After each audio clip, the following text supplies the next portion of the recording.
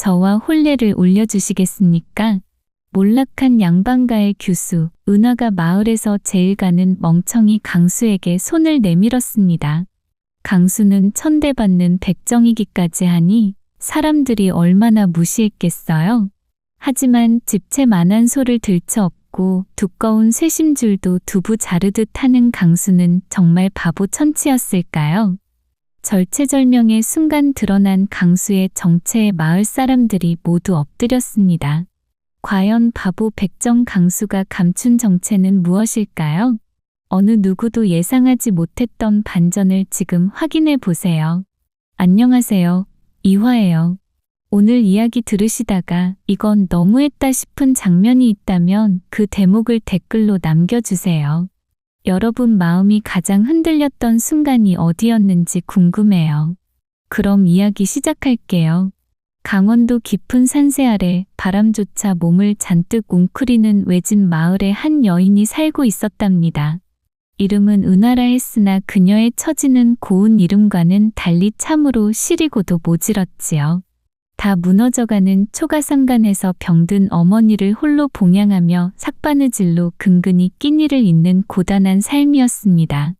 하지만 해진 무명옷 너머로 비치는 자태만큼은 산천의 꽃을 시샘하게 할 정도로 수려했기에 마을 산에 치고 그녀를 마음에 품지 않은 이가 없었죠. 그녀가 마을에 처음 들어왔을 때 고을 수령부터 길바닥에 어린아이까지 넋을 잃고 바라보았다는 소문이 날 정도였습니다. 그러던 어느 날 이 평화롭던 은하의 집에 탐욕의 그림자가 드리워졌습니다. 고을의 수령인 현감이 은하의 집을 찾아온 것이었죠. 그는 가뭄이 들어 백성들의 논바닥이 거북이 등처럼 갈라져도 제 곡간 채우기에만 급급하던 탐관오리였습니다. 은하가 약값을 대려 고리를 빌렸다는 소식을 듣자마자 본색을 드러낸 것입니다. 현감은 기름진 얼굴로 은하의 초라한 방 안을 훑었죠. 내 첩이 된다면 이 구질구질한 곳에서 벗어나게 해주지. 현감은 비릿한 웃음을 지으며 은하가 애써 다려놓은 저고리를 흙 묻은 장화발로 지그시 밟아 뭉갰습니다. 이까짓 넉마를 기워봤자 평생 구멍 난 입에 풀칠이나 하겠느냐. 내 품에 안기면 비단천 위에서 잠들게 해주겠다. 음흉한 눈빛으로 은하를 바라보며 말했습니다. 여인의 약점을 잡아 겁박하는 사내에게 시집을 갈 바에야 마을의 백정에게 시집을 가겠소. 은하는 차가운 분노를 내비치며 그를 매몰차게 거절했지만 현감은 어디 한번 해보라며 은하의 저항을 조롱하며 떠나갔습니다. 현감이 조소를 흘리며 떠난 자리에는 무거운 절망만이 남았고 은하는 무너지는 가슴을 부여잡았죠. 당장 빚을 갚지 못하면 어떤 화가 미칠지 모르는 상황에서 어떻게든 돌파구를 찾아야만 했습니다. 그때 은하의 머릿속에 한 생각이 번뜩였습니다. 현감의 첩이 되기 전 정말로 누군가와 혼례를 올려버리는 방법이었죠. 현감이 감히 손을 쓰는 것조차 어려운 혼인, 가장 천하고 멀리 떨어진 자리.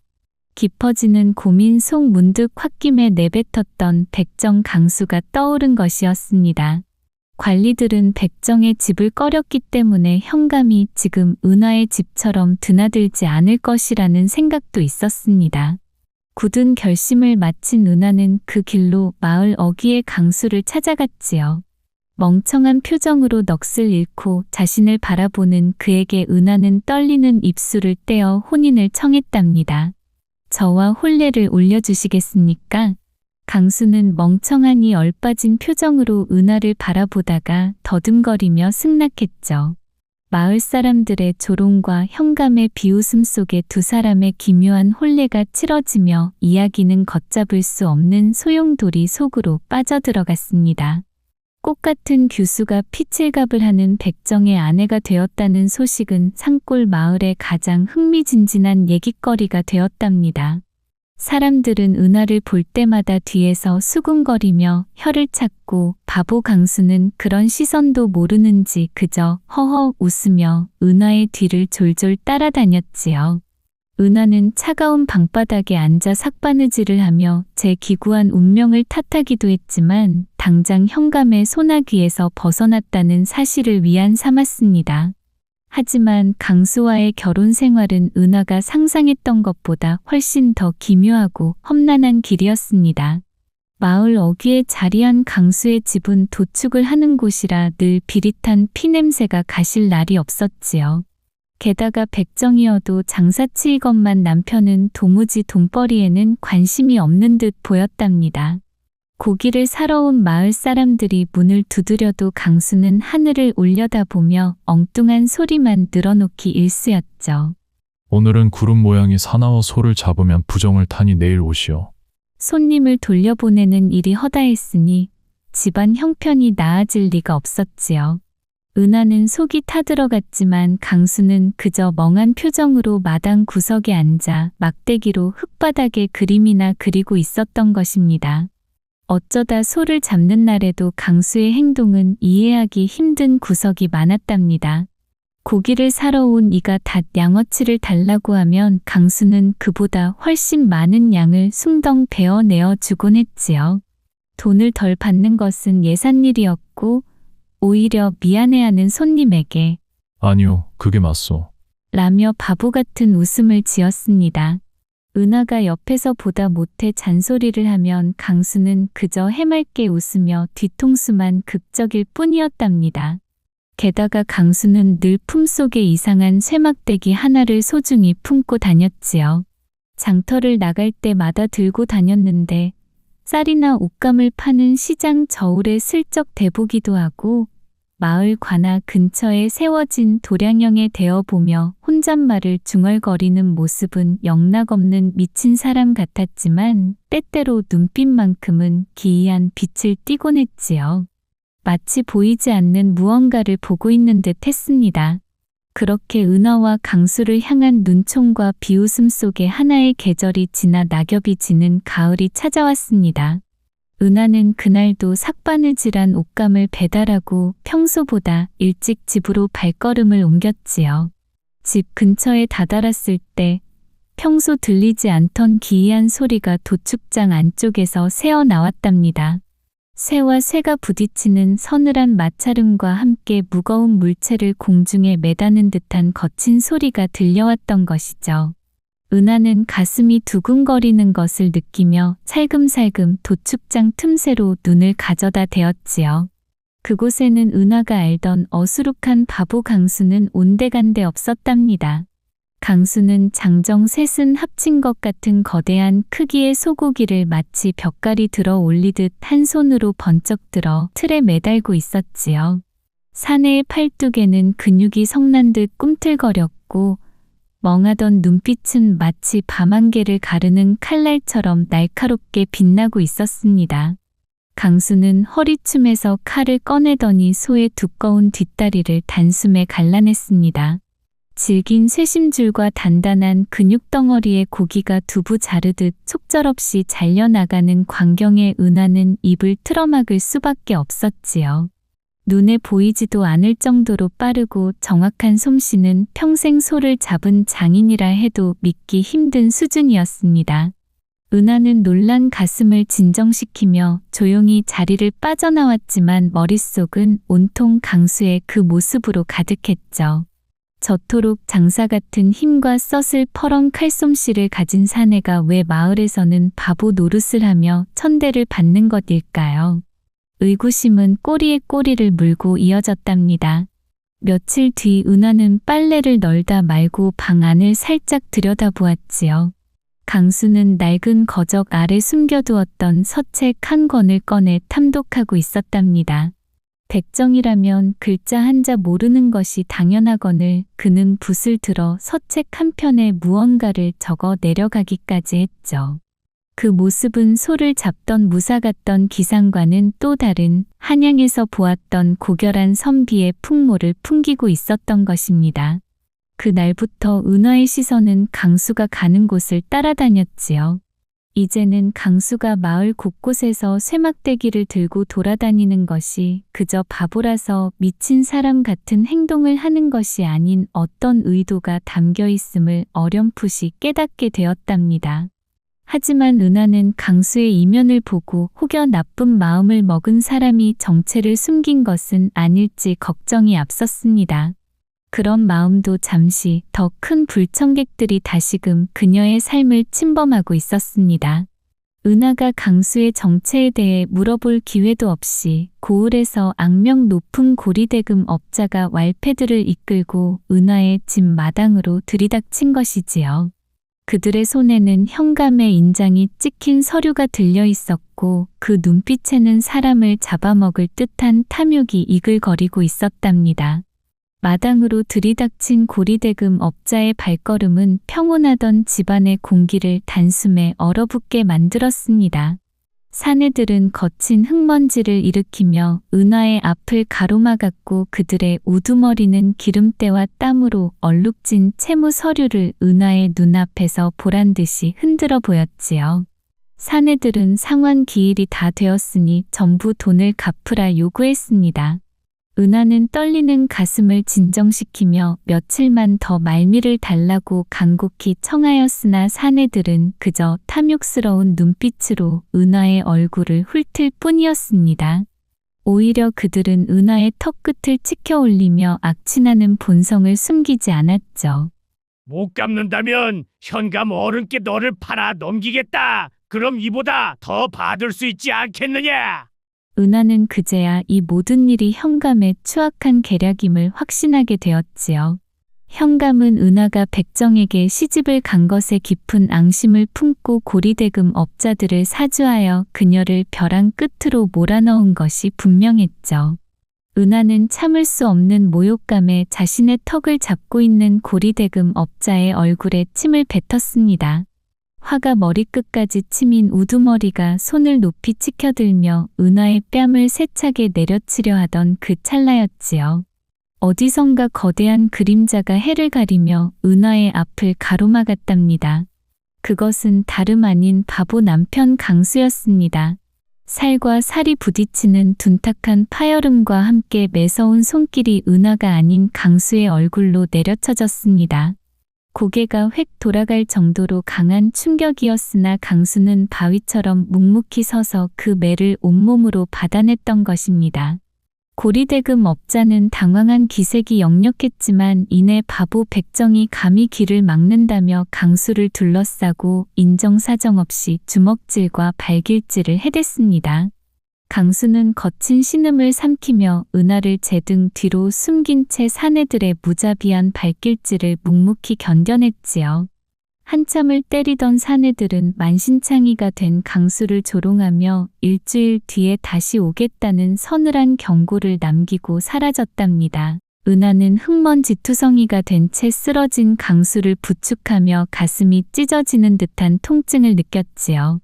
그날 밤 은하는 거친 숨을 내쉬며 잠든 강수의 몸에 정성껏 약을 발라주며 제 마음속에 깊이 숨겨두었던 비밀을 조용히 읊조리기 시작했습니다. 달빛조차 숨을 죽인 야심한 시각에 은하의 애달픈 목소리가 방 안의 정적을 깨뜨렸죠. 사실 은하는 한양 조정에서 이름을 날리던 대제학의 금지옥엽이었지요. 하지만 아버지가 간신들의 모함에 빠져 영모의 누명을 쓰고 옥살이를 하게 되자 가문은 하루아침에 풍비박산이 났던 겁니다. 역도의 가문이라는 낙인이 찍힌 탓에 어느 누구도 그녀를 도와주지 않았고 은하는 병든 어머니를 모시고 목숨을 부지하기 위해 이곳 강원도 산자락까지 신분을 숨기고 숨어든 것이었습니다. 어머니는 그날의 충격으로 쓰러진 후 아직까지 병상에 누워 계신 것이라며 은하는 참았던 눈물을 쏟아냈습니다. 은하의 흐느낌이 조금씩 새어나오자 강수는 감았던 눈을 떴습니다. 몸을 일으켜 은하를 바라보는 강수의 눈은 평소의 바보 같은 모습은 온데간데 없이 깊고 그윽한 눈빛으로 은하를 바라보았지요. 그는 상처투성이인 손을 뻗어 은하의 젖은 눈망울을 닦아주며 지금까지 한 번도 보여준 적 없는 낯선 목소리로 입을 열었습니다. 걱정 마시오. 내 그대의 억울함을 꼭 풀어드리겠소. 그 한마디는 비록 짧고 아무것도 아닌 덤덤한 말이었을 뿐이지만 은하의 짓눌린 마음을 다정하게 어루만져주는 한 줄기 빛과도 같았답니다. 은하는 남편의 품에서 묘한 평온함을 느끼면서도 다가올 일주일 뒤에 운명이 두려워 밤잠을 설칠 수밖에 없었지요. 그로부터 일주일이 흐르는 동안 마을에는 기이한 정적이 감돌았답니다. 강수는 평소처럼 멍한 표정으로 마을을 배회했으나 은하는 그의 발걸음이 예전보다 훨씬 빠르고 정확해졌음을 눈치챘습니다. 강수는 밤마다 헛간에서 무언가를 적거나 날카로운 칼날을 갈며 때를 기다리는 듯 보였답니다. 은하는 그런 남편을 보며 가슴 한구석에 피어오르는 희망과 함께 두려움을 동시에 억누르며 하루하루를 버텨냈지요. 마침내 약속한 날이 밝았을 때 강수는 급한 일이 있다며 새벽 안개를 뚫고 집을 나섰고 은하는 홀로 남아 어머니의 곁을 지키고 있었습니다. 집을 나선 강수가 아직까지 자리를 비운 사이 마당 너머로 수십 명의 발자국 소리가 들려왔습니다. 이번에는 고리대금 업자뿐만 아니라 관아의 포졸들까지 서슬퍼런 기세를 풍기며 들이닥친 것이지요.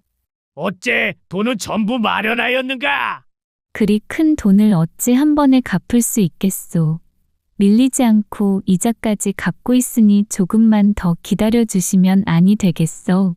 고리대금 업자는 무조건 오늘 다 받아야겠다며 어깃장을 놓았습니다. 결국 은하는 마을 사람들이 담장 너머로 숨죽여 지켜보는 가운데 돈을 갚지 못했다는 죄명으로 포졸들에 의해 강제로 끌려 나오게 되었죠. 거친 밧줄이 은하의 가녀린 몸을 옥죄었고 그녀는 마을 사람들의 동정과 멸시가 섞인 시선을 한 몸에 받으며 관아로 압송되었습니다. 은하는 자리를 비운 남편을 떠올리며 입술을 피가 나도록 굳게 깨물었답니다. 관아 마당에 도착한 은하는 차가운 바닥에 무릎을 꿇려졌지요. 저 멀리 높은 단 위에는 현감이 거만한 자세로 앉아 승리자의 미소를 짓고 있었답니다. 현감은 은하에게 마지막 기회를 주겠다며 지금이라도 제첩이 될 것을 종용했습니다. 차라리 죽이시오. 당신 같은 인간 말종이 가져갈 건 내 목숨밖에 없소. 은하는 죽음을 각오하고 단칼에 거절의 뜻을 밝혔지요. 현감은 기가 차다는 탄식과 함께 얼굴은 순식간에 분노로 일그러졌고 그는 즉시 은하에게 곤장 50대라는 가혹한 형벌을 내렸답니다. 은하가 형틀에 묶이고 여인의 몸으로는 결코 견딜 수 없는 죽음의 형벌이 내려오려던 순간 관아 대문 쪽에서 천지가 진동하는 듯한 거대한 소리가 다가오기 시작했지요. 소리가 관아의 육중한 산문 앞에 잠시 멈춰서는 듯 싶더니 마치 거대한 바위가 산 아래로 구르는 듯한 굉음을 내며 산산조각이 나고 말았답니다. 갑작스러운 충격에 현감과 포졸들은 얼이 빠진 채 문 쪽을 바라보았습니다. 구경하던 마을 사람들은 혼비백산하며 뒷걸음질을 쳤지요. 자욱한 먼지 사이로 수십 명의 광군이 파도처럼 밀려 들어왔고 그 한가운데에는 위풍당당한 풍채를 지닌 한 사내가 서 있었습니다. 그는 더 이상 모두가 알던 어수룩한 백정 강수가 아니었지요. 머리에는 관모를 쓰고 몸에는 위어 믿는 관복을 갖춰 입은 사내의 눈빛은 마치 어둠 속에서 번뜩이는 범의 눈과도 같았답니다.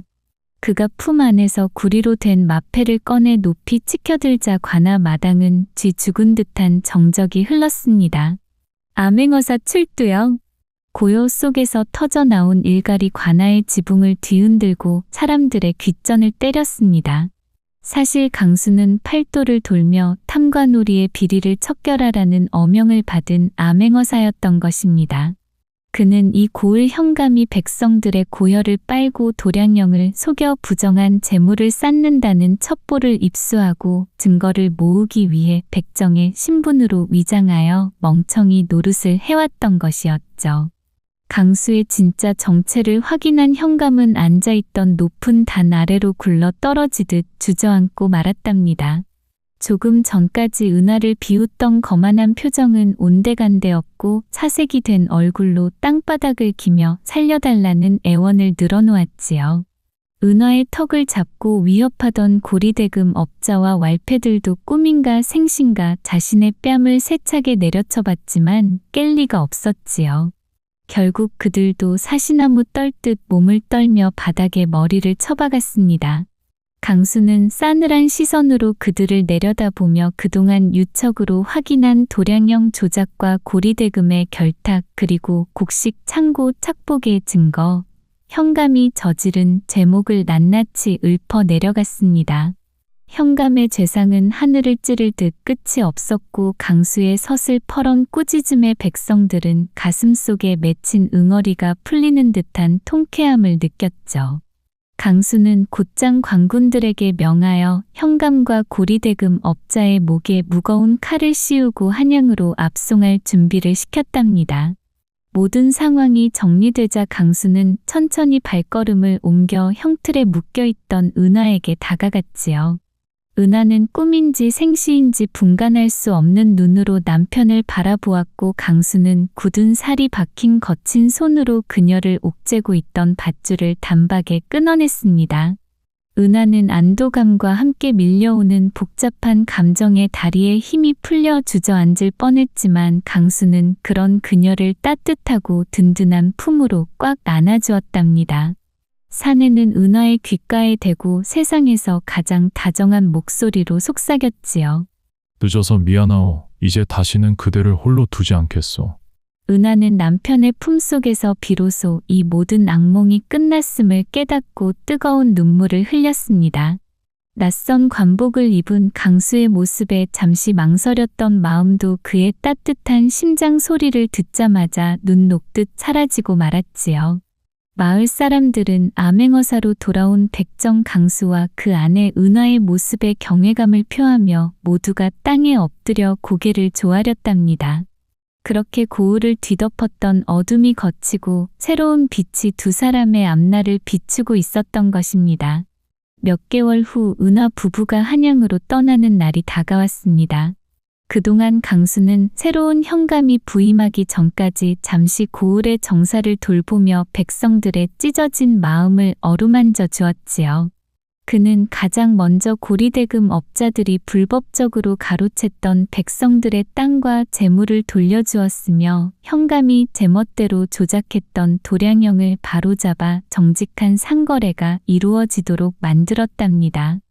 마을 사람들은 이제 강수를 바보 백정이라 부르지 않고 우리 고을을 살린 은인이라 칭송하며 그가 떠나는 것을 못내 아쉬워했지요. 강수가 고을의 부패한 관리들을 하나 둘 솎아내던 중 한양에서 반가운 소식이 들려왔습니다. 강수가 수집하여 올린 증거들이 도화선이 되어 지방의 탐관오리들 뿐만 아니라 그들과 결탁해 조정을 어지럽히던 중한 대신들까지 모조리 잡아들일 수 있게 되었지요. 그 과정에서 은하의 아버지가 억울하게 뒤집었었던 영모의 누명 또한 모두 허위였음이 명명백백하게 밝혀졌답니다. 임금께서는 은하의 가문을 복권시키고 억울한 옥살이를 하던 아버지를 즉시 사면하라는 어명을 내리셨던 것이지요. 이 기쁜 소식을 들은 은하의 어머니는 기적처럼 기력을 되찾으셨고 은하는 평생 가슴에 맺혔던 응어리가 눈 녹듯 사라지는 것을 느꼈습니다. 한양으로 떠나는 마차에 오르기 전 은하는 자신들이 머물렀던 낡은 초가집을 한참 동안 바라보았답니다. 비록 피비린내가 나고 비웃음을 견뎌야 했던 곳이었지만 그곳에서 그녀는 진정한 사랑과 믿음을 배웠던 것이지요. 강수는 그런 은하의 어깨를 감싸 안으며 이제는 행복한 날들만이 기다리고 있을 것이라며 따뜻한 미소를 지어 보였답니다. 마을 사람들은 고을 어귀까지 나와 은하 부부를 배웅하며 그들의 앞날의 축복을 빌어주었지요. 한때 백정이라 무시했던 이들도 이제는 고개를 숙여 암행어사 강수에게 경의를 표했으며 은하에게는 고생 많으셨다며 따뜻한 인사를 건넸습니다. 부부는 백성들의 환송을 뒤로하고 찬란한 햇살이 내리쬐는 길을 따라 한양으로 향했답니다. 겉모습만 보고 사람을 판단했던 이들에게는 참으로 부끄러운 교훈을 남긴 채 두 사람의 뒷모습은 산자랑 너머로 서서히 멀어져 갔던 것입니다. 사람의 진가는 눈에 보이는 화려한 관복이나 비루한 백정의 옷차림에 있지도 않았습니다. 때를 기다리는 강수의 인내와 끝까지 도리를 지키려 했던 은하의 마음, 그 두 가지가 결국 세상을 움직였던 것이지요. 겉모습만 보고 사람을 함부로 판단하거나 업신여기는 일이 얼마나 어리석은지 오늘 이야기를 통해 다시금 되새겨 보게 됩니다. 여러분도 주변에 정체를 숨긴 암행어사가 있지는 않을지 한 번쯤 살펴보시는 것은 어떨까요? 오늘 준비한 이야기는 여기까지예요.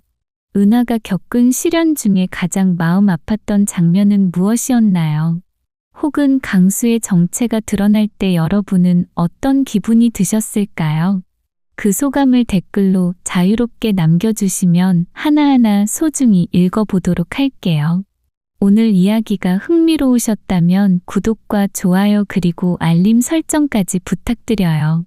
저는 다음번에도 여러분의 가슴을 울리는 더 재미있고 유익한 이야기로 찾아오겠습니다. 긴 시간 함께 해주셔서 감사합니다.